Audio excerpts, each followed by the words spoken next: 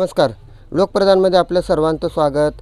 मागील काही दिवसापासून सतत सीना नदीला महापुराची परिस्थिती निर्माण झालेली आहे. कोळेगाव धरणातून अतिरिक्त सोडण्यात आलेल्या पाण्याचा विसर्ग, त्याचबरोबर सीना नदीच्या उपनद्या आहे दुथडी भरून वाहत असल्यामुळे या ठिकाणी सीना नदीला पूरस्थिती निर्माण झाल्यामुळे दक्षिण सोलापूर तालुक्यातील मनगुळ येथील नदीकाठच्या जे नागरिक आहेत त्या नागरिकांच्या घराला पाणी लागल्यामुळे अक्षरशः स्वतःचा जीव वाचवून नागरिक हे सुरक्षित ठिकाणी आलेले आहेत. काही नागरिकांनी वाहनामध्ये वास्तव्य केलेले आहेत. स्वतः स्वयंपाक असेल किंवा इतर जीवनावश्यक वस्तू मोजक्या स्वरूपात घेऊन आलेत. उर्वरित सर्वच वस्तू आहेत ना ते घरामध्ये अडकल्याने संपूर्ण प्रमाणात नष्ट झालेले आहेत. आपल्या समवेत काही महिला आहेत. अधिक माहिती आपण त्यांच्याकडून जाणून घेऊन कशा प्रकारे काय परिस्थिती होती अधिक माहिती जाणून घेऊ. कारण कशा प्रकारे पूरस्थिती निर्माण झाल्यानंतर त्यांच्यासोबत काय काय झालं हे अधिक माहिती जाणून घेऊ. मावशी, आपलं नाव? मंगल परशे. आणि आता समजी नदीत माझे घर बुडलेलं आहे. मी लेकरं बाळा घेऊन रोडला बसलेले आहे आणि जाऊन ही कराल खायला काय नाही, शिळ लेकरं बीर घेऊन रोडवर बसलेले आहे मी. आणि आता खायला परिस्थिती, मला जायला परिस्थिती नाही, काय नाही. मी कसं बसलेले उघड्या तिथे बसलेले, गावाला सहकार्य करून इथं आणून सोडलेले आहे गावीच्यात. रोडवर बसून म्हणजे समजी कुटुंब घेऊन बसलेले आहे मी. आणि आता मला कुठं जायला संधी नाही, कसं आपण मी रोडवर बसलेले आहे. आता कसं करून म्हणून मी समजाने मला साथ दिलं, बसले रोडवर.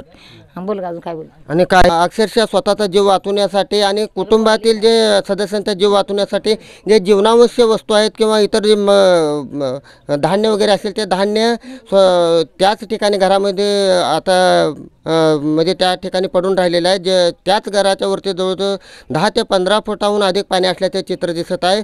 कशा प्रकारे म्हणजे पूरस्थिती निर्माण झाल्यानंतर नागरिकांचा हाल होत आहे हे आपण आता अधिक जाणून घेऊ. या ठिकाणी जे वहिनी आहे ते वहिनी बाई सध्या स्वयंपाक करत आहेत. खायला आता अन्न जाणे थोडं आणलेलं आहे मी, समजा अन्न जाणे माझ्या घरात सापडलेलं आहे. आणि भांडी कोणी तेवढे 4 भांडी आणून मला दिलेले, मी खायला तिच्यात करून. माझी समजा कुटुंब गबाळ समजा माझं पाण्याचंच आहे. गबाळ पूर्ण माझं गबाळ पाण्याचा आहे. मी नुसतं खायापुरती 4 भांडी मला गावकऱ्यांनी दिले, ते मी खायला करून.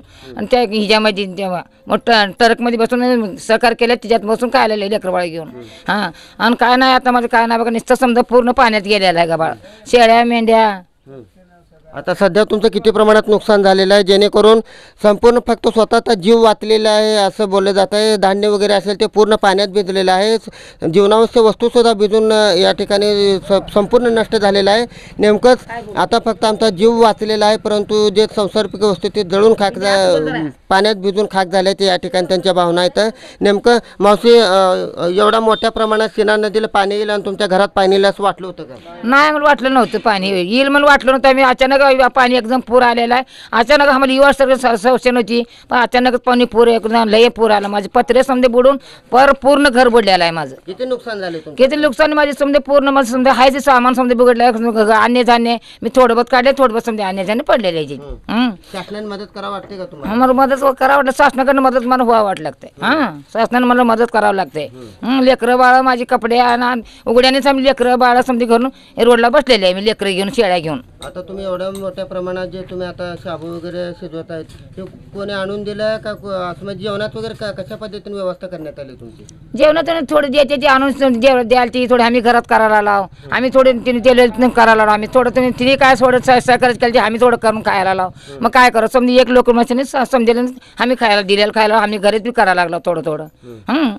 काय करून चहा पाणी होय ना आम्ही करून आणि थोडं द्यायला ती बी करून खायला लाव आम्ही.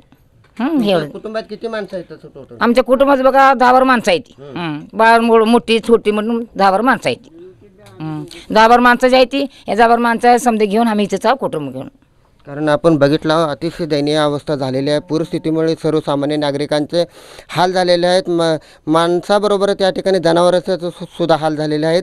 नागरिकांच्या घरावरती जवळपास 15 ते 16 फुटाहून अधिक पाणी असल्याचे चित्र दिसत आहे. तात्काळ पंचनामा करून भरघोस मदत देण्याची मागणी या ठिकाणी पूरग्रस्तामध्ये अडकलेले जे नागरिक आहेत त्यांनी शासनाकडे केलेली आहे.